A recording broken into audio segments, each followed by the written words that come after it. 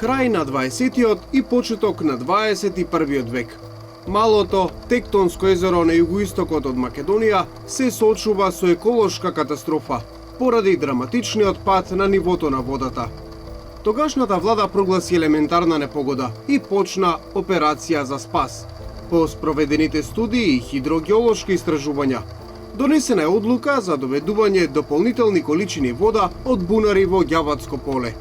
Хидросистемот во должина од над 20 км со 10 бунари со вкупен капацитет од 1 кубик во секунда го спасија Дојран од амбисот.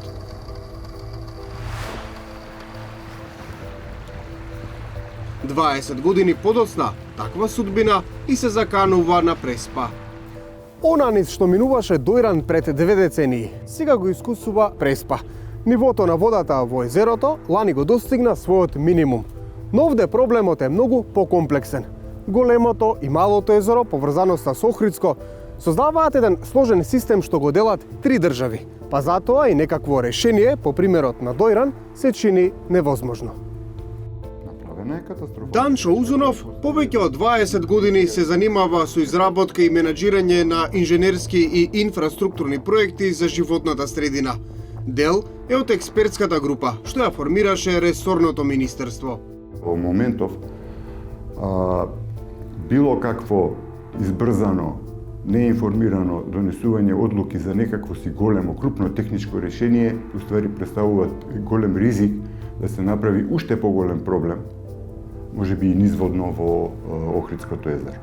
Така што, мислам дека одговорот е јасен. Нема брзо решение, ако и воопшто има некакво си техничко решение во смисол на некаква градба или ајде ќе не дополнуваме или ќе го ограничиме истекувањето од Преспа кон Охрид, не во моментов не.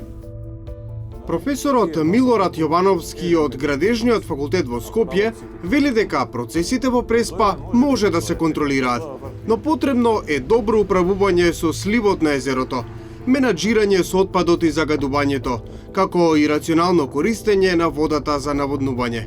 И професорот е со став дека техничко решение по дојрански модел е тешко изводливо. Кај нас има некои размислувања за подготовка на една брана на една од притоките на голема река. Има некои анализи дека таа би имала простор околу 30 милиони метри кубни волумен. Тоа не е доволно нешто драстично се смени, а бидејќи Преспанското езеро, да речеме, по однос на карактеристиките негови е исто чувствителен систем како Дојранското еколошки гледано, но е многу поголемо, има поголема зафатнина, површина и ако ги гледаме сега интегрално сливовите на Охридско езеро, на Преспанско, бидејќи тоа на некој начин е заеднички, треба да се гледа тој слив, а можеби треба се гледа заеднички и делот на сливот кон Пелагонинска котлина што оди. Реално гледано, со вештачка интервенција не може многу како во Дојран да се подобри, бидејќи треба многу поголеми количини на води. Пресметките на експертската група покажале дека на езерото годишно му недостигаат 53 милиони кубни метри вода. Има предпоставки каде се загубите, но потврда за тоа ќе се бара преку подолгорочен мониторинг. Само во подземен истек кај Преспанското езеро истекуваат околу 90 до 100 милиони метри кубни. Ево за поширока аудиториум да е тоа поблиску. Тоа е некој волумен на пример вештачката акумулација Стрежево која ќе е соседна. Во однос на Стрежевската акумулација која ќе е најблиску како вештачки објект, од страната на Пелистер и тој дел има направено хидросистем Стрежево со голема и должини на собирни канали, но тоа влегува во езерото Стрежево, така што интервенции од тој тип се без детални анализи, многу чувствителни, не само технички аспект, туку и од еколошки аспект. Нема од каде да се донесе вода.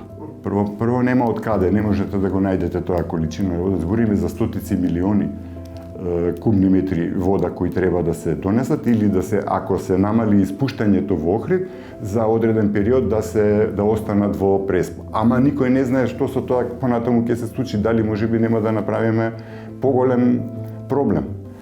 А ако се направи таков проблем, тек тогаш нема враќање назад. Зголемување на соработката меѓу трите држави воспоставување, квалитетен мониторинг и размена на податоци, намалување на притисоците врз езерото, истражување за истекот на вода низ карсниот масив на Галичица, оптимизација на црпењето вода за наводнување. Ова се дел од предложените ургентни мерки за Преспа. Експертската работна група, формирана од страна на Министерството за животна средина и просторно планирање, имаше за задача да направи анализа и извештај за состојбата на Преспанско езеро и да изработи акциски план со мерки за подобрување на состојбата со Преспанско езеро, со утврдена временска рамка и одговорна институција за спроведување. Планот беше усвоен од страна на владата и при тоа се задолжија сите одговорни институции во планот да обезбедат средства за нивно спроведување, велат од Министерството. Акцискиот план треба да ги даде сите одговори. На кој начин треба да се реши? Дали ќе одиме на некоја слична стратегија како доиран, дали ќе се предложи некоја друга алтернатива за регулација на водата што истекува од Преспанското езеро, пример. Тоа све треба да биде како одговор да го даде акцискиот план што е во моментов презент.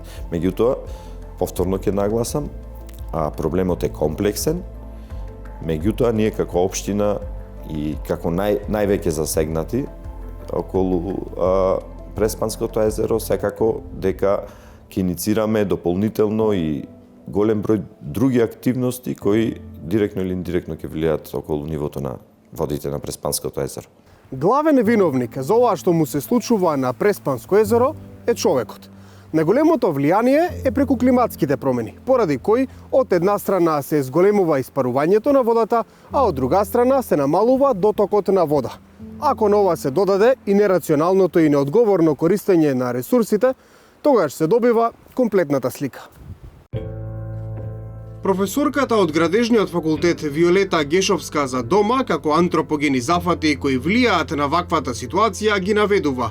Користењето на водите од малото Преспанско езеро и префрлањето вода во Корчанскиот систем за наводнување.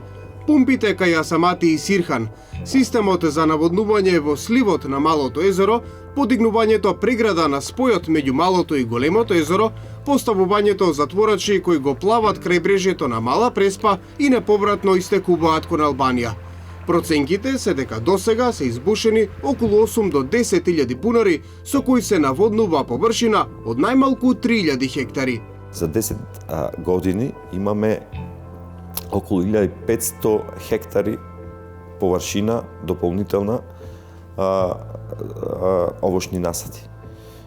Експертите утврдија дека годишно за наводнување на овие овошни насади потребни се 35 милиони кубни вода. За спас на Преспа ќе бидат потребни и години и спроведување сеопфатни мерки, и тоа од трите држави кои го делат езерото.